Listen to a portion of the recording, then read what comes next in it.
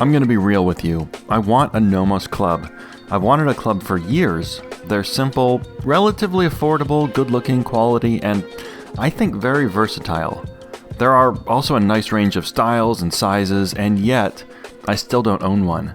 So something's not lining up for me. I really enjoyed reviewing the 42mm Club Sport Neomatik last year, and so I was excited and interested when Nomos announced this new watch, the 37mm Club Sport Neomatik. Maybe this was the watch where I could finally say, you can find me in the club. I like what Nomos is doing and has done. Most of its watches are between $1,000 and $5,000. They use handsomely decorated in-house movements. They are practical, or as practical as mechanical watches could be, which isn't very. And most Nomos watches have a simple, clean look, mostly drawing from the Bauhaus school of design. The few normies I've seen wearing Nomos watches are people who seem to have a passion for mid-century design. Passion or pathology, there's a fine and blurry line. The Club Sport Neomatik watches are a slight departure from that clean elegance, which I think makes them very interesting, kind of both visually and economically, and we'll get into that. But first, some facts. The Club Sport Neomatik is 37mm across, 8.4mm thick, and 47.7mm long. It has a water resistance of 200 meters and weighs about 110 grams on this steel bracelet. You're seeing the watch on my 7-inch wrist, 7 1/8 inch to be precise. Maybe that matters to some people. And I'm using the word people generously. The Club Sport can actually be 8.3mm thick if you opt for a solid caseback, rather than a sapphire caseback like this one. I love that Nomos lets you choose what kind of caseback you want.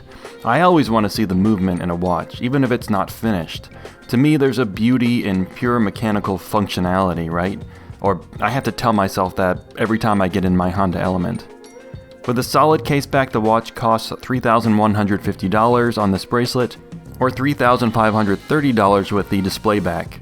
A $400 increase for the sapphire caseback. That don't sound right to me. I'm sure there's more engineering that goes into it, but $400 seems like a stretch. Okay, now compare this to the 42mm Club Sport. Obviously, the 42 is 5mm more wider. It's about 2mm thicker at 10.2mm. It's about 4mm longer at 52mm, and it has a date at 3 o'clock. It has an extra 100 meters of water resistance, which, come on, who is going to 300 meters wearing a Nomos club? Who is even going to 200 meters? I think these depth ratings are really all about Nomos showing off what they can do. 200 meters on a watch that's 8mm thick, and 300 meters on a watch that's 10mm thick. Are you not entertained? I am at least impressed. The 37mm Club Sport comes with two dial color options, this green color which is called Petrol and an icy blue that's called Polar. The blue is a slightly lighter shade than the blue of the 42mm. But the two sizes, the 42 and the 37, do have interesting similarities in the dial, and it's that sunburst finish.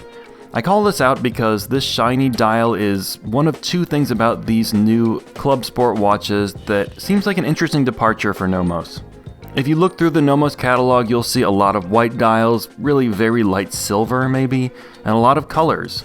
But nearly all of these color dials are flat color, like matte. They're not guilloche or sunburst. And so I think these Club Sport dials are the first Nomos sports watches to have a more luxurious look.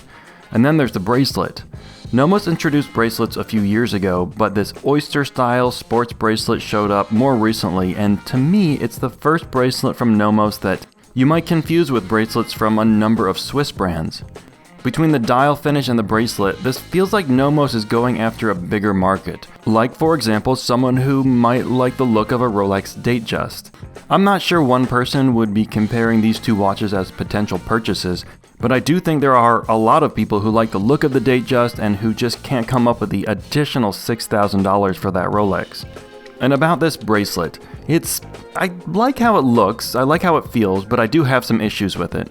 First is that it uses pins and collars rather than screws for removing links. It's just annoying. Second is that it has a polished clasp. Yeah, it probably looks nice on the counter at a watch store. Just like fish, people are attracted to shiny bait.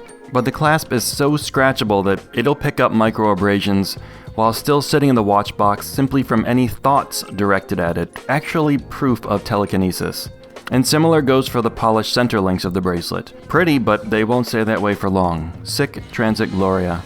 But the clasp does have 3 micro adjustment spots, which makes a big little difference to comfort. And the end links have quick release spring bars, no tool necessary except for the watch collector, of course. As for the size on my 18cm wrist, it's okay. I think it looks good, it's definitely on the small side, but I found the 42mm size too big for me, not in how it wears, but kinda how it looks with that big open dial. I think I could wear either. For this 37mm watch, you could wear this on a 6-inch wrist, I think.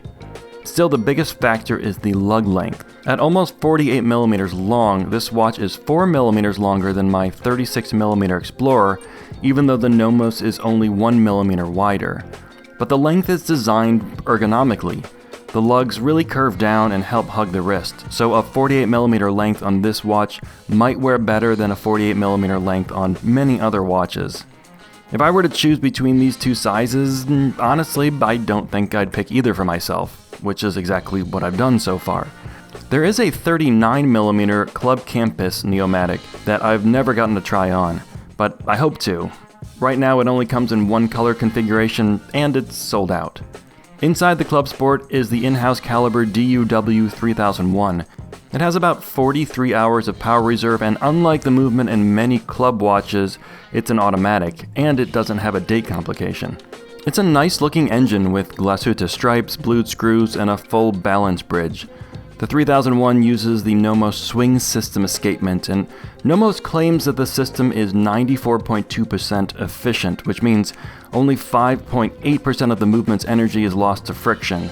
It kinda makes me think that there should be a longer power reserve, but what do I know? I'm not a watch doctor. So did I find the right Nomos club for me? No, not yet. The hunt continues. There are parts of this watch that really work for me.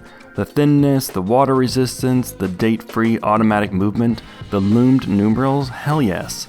But then, I wish they were slightly larger. I destroyed that bracelet polish in milliseconds, and I still prefer the more matte color dials from Nomos. But that's all very personal and very subjective. The new 37mm Club Sport is pretty damn good in many less subjective ways, if there are such things.